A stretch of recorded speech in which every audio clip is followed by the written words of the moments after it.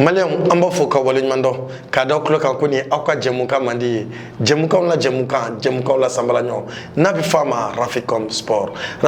e jemuka nye ambe farkolo nyana je bakruba belajele franyon kan discipline belajele bala na nsira kambulo se munuma kolubo armoire kono ko ledi awma ambole di awma nga bisa anga bakruba wala ambe sesen kase ivoirien feni no kan 2023 o kan ke ivoirien ne feni no a éliminatoire belajele baraw kan ka damne ni ala sona ba maliba alebida do clona le 4 ni obebe sibirido ma ni ala sona comme nous mebo kono amodi awma o temelen ko fe kaboino Ligue des champions européenne au jouera ko match ban au bané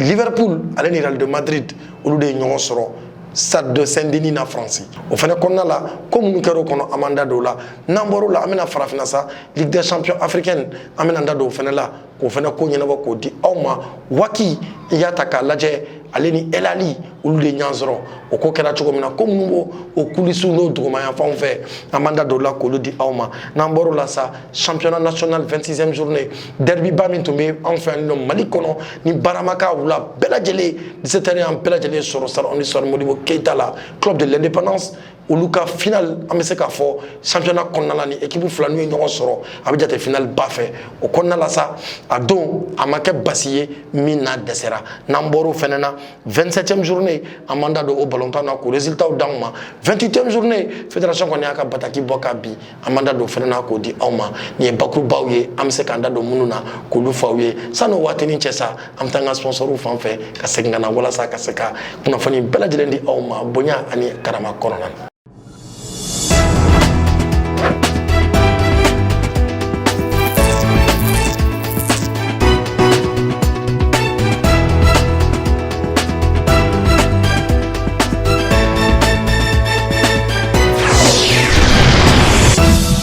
Malien amba foka wale mando Raficom Sport do alibi anyo de fawye anwoni amanga minonche amanga kunyesi ivoirien feni no kaye ka fo éliminatoire mini o kanga ke wala sa jonjon taba ni abe fo mako Coupe d'Afrique o kanga ta ivoirien le feni no o konna na sa le premier ni ataka laje match munumbe ni no amono match ka belajele na club ka fo ta c'est le 9 mois mais ça nous che amedo mali équipe nationale kono anya ye ka fo équipe ko ni joru ka na ligue kelengeli depuis tenendo regroupement reke o nyana Eric Sekouchel ni bere balé de bolo bi ka Mali équipe nationale jonjon ka ou diriger anaka adjoint na be foma Alou Badra Diallo Kwanti amu bela jale fo ala ka bara nya bolo entraînement folo o kera bi so ngona na nege kanye shegi stade 26 mars ko na utara ka to ka deuxième séance ke unuka équipe wala sa ka seka le 4 match meke a sibrido ka préparer wala sa Mali on be seka nimisi wata sora la tugomina ni ya taka laje akonna na amba docteur ka fo mercredi le premier éliminatoire match folo ni olubeke Angola alebe Centrafrique alebo bisimila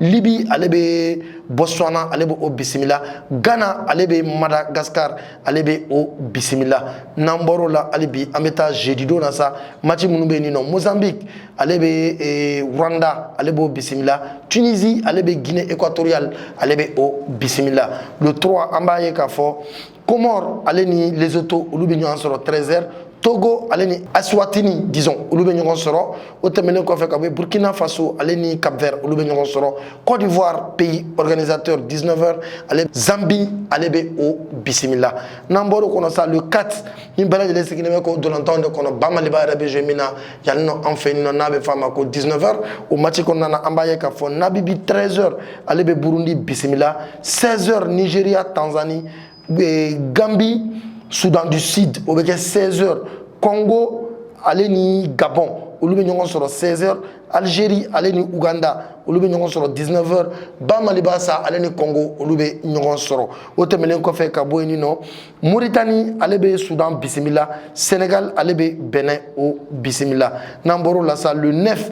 au bébé Jungalo, Clé, Konontoma, Ambaye Kafo, Nigeria, Alebe, Sierra Leone, Alebe, au Bismillah, Guinée-Bissau, Alebe, Sao Tomé, principaux, Alebe, au Fene, Bismillah, au Temelen Kofe, Kakuntesa, Maroc, Aleni, Sud-Afrique, au Lube, Masaranga, Choketala, Nakadoklo, Mali, Congo, histoire Mimbola. Eric Sekouchel, en tant que joueur, a joué à Congo de Kamakouchi ou non. Si je me rappelle très bien, au Temelen Kofe Kaboy, entraîneur Lama Fene, a bien au Congo de Bissimila, Bamaliban Kono, Amedo Kengo, Alakaseka, Kouinya, Kadi, Uma, au Temelen Kofe Kaboy Nino, ou là, Antonien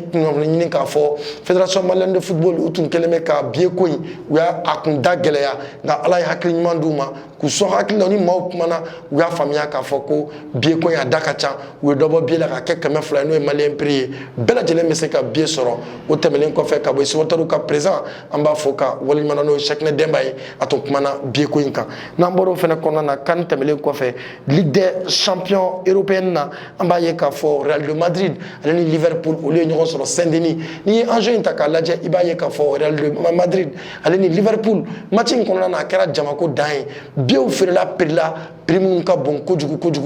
Wati Dokara Sadala, Gazichu, to make a care, and it's what to make a grew in Kukari, and Rani Kola, Anya Yekafo.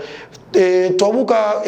la seliseben bado benina nuka kuna fundi seben doy ajira ka fo ko munu tumi kelela bien mi to molubulu bien ne tunte bien nyumanye oda to tuma so ukado anglo ka sportaru ye bien munta bien nyuma kunte o la sa amo koni o jalaki munu yeli kon organiser amo jalaki ta ko nyasi oluma sportaru ko pere banen ko fa anya ye ka fo terrain ko na sa vraiment le Real a joué avec une équipe vieille par rapport à Liverpool qui comptait sur Sadio Mané et qui comptait sur vraiment Mohamed Salah. À Balontan qui era Balontan Gelemba, à Balontan qui era Balontan Djidjali, mais l'expérience vraiment a privé sur la jeunesse parce qu'il y a attaqué à l'Adjé. Liverpool est Balontan. Liverpool est Balontan. Real Fene est Balontan. Mais Atenya Minko Akeroi, Action Dobena, Vinicius Junior, vraiment une révélation du Real de Madrid. Abebli, Ballon Menasama, Abati, quel est Anifou, Kata et Real de Madrid au Kanuna contre Liverpool. Au Corona, ça, Ubada Toula Kada Dabala, match qu'on met à ban, ou la quel est Anifou, Kata et Real Kanuna. Les Real qui est trophée tant Aninanina, Ligue des Champions Kononana. Vraiment, Angelotti, Anade, Ana Kastafou, Ambaye Kafa, Karanisonja, Belebele Baye, Fo Aerek Kachira. Namboro la Sansa, Ame Sengata, Alibi, compétition africaine Kononana, Ligue des Champions africaine. Ambe doiba fantunya fa sommer la chogomina et ali d'Égypte allait ton kelemeka waki allait kon kelemeka o bisimila final keneka ya takala yalla soro salo waki aleni elali ni ngonja demi final la lali koni a dato wakila kata final la o konna la sa nyina o lu ngon soro final la anya ye ka fo waki koni ale ma ko bla dagelendala alu jang anaka chedon waki yu dafara ko kunchi fla alifu match koni banola waki ale aka seba soro kaka trophée ta compétition africaine continentale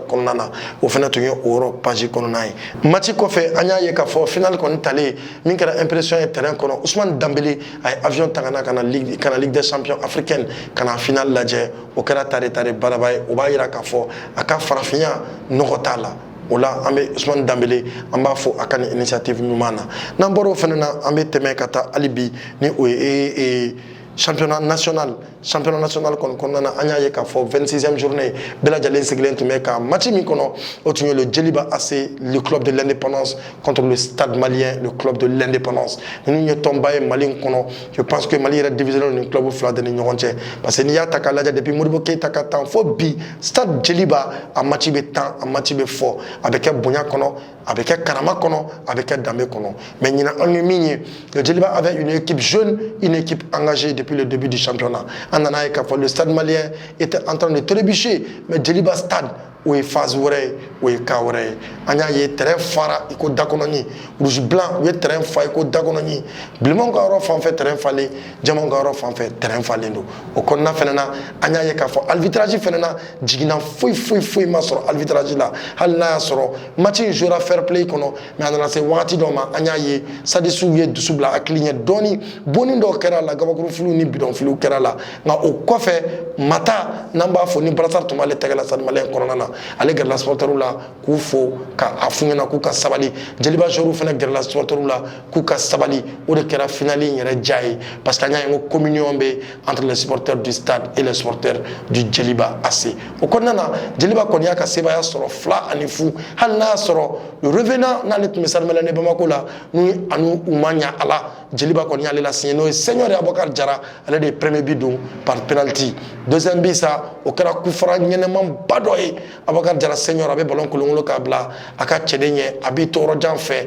k'a bugɔ a bɛ ɲare ɲɛ kɛ Jawara ɲɛ ye ballon kɔni bɛ ban o la 2-0 ka taa Djeliba AC kanu na n'i y'a ta k'a lajɛ a bɛ san caman bɔ Stade Malien Bamako a bɛ ka boli cɛdenw kɔ la a bɛ doublé kɛ a bɛ championnat sɔrɔ a bɛ maaw ci nka ɲinan ta Ala y'a latigɛ k'a fɔ ko Djeliba de bɛ stade ci bɛɛ lajɛlen sigilen ɲɛna stade Djeliba Real COB u k'u tɛgɛ di ɲɔgɔn ma Mali club y'olu de minnu y'u tɛgɛ di ɲɔgɔn ma u bɛ se ka hakɛw ɲini ɲɔgɔn fɛ bonya kɔnɔna na n'an bɔra o fana kɔnɔna na sa an bɛ fɛɛrɛ kɛ hali bi an bɛ na 27e journée kɔnɔ o 27e journée kɔnɔna na an b'a ye k'a fɔ n'i y'a ta k'a lajɛ mardi don an y'a ye k'a fɔ Yelen Olympique ale ni 11 créateurs de Ɲarela olu tun bɛ ɲɔgɔn na o match kɔni banna 1-0 club olympique de Bamako ale ni Asom o match banna 0-0 LC Ba ale ni US Kita o fana match banna 0-0 o tɛmɛnen kɔfɛ ka bɔ yen nɔ 16 dugu wolonwula ka bɔ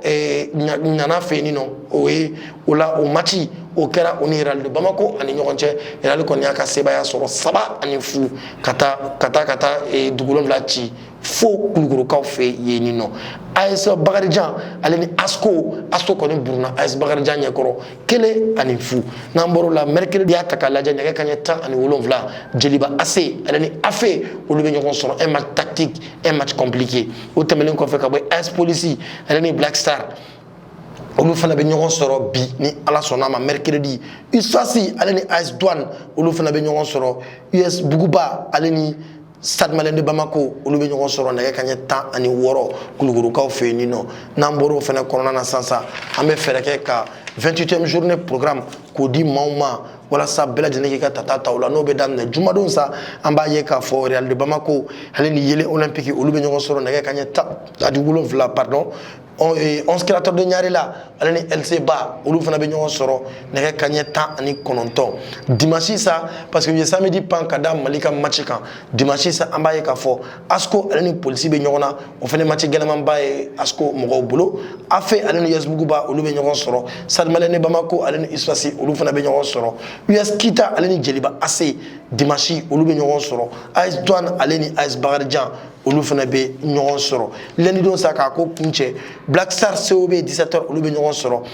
Asom ale ni 16 dugu wolonwula olu bɛ ɲɔgɔn sɔrɔ 19h i ma fili nin tun ye kunnafoni bɛɛ faralen ɲɔgɔn kan bakurubaw la k'o di aw ma bonya ani karama la Raficom Sport sanfɛ aw k'an bɛn waati wɛrɛ wa asalamu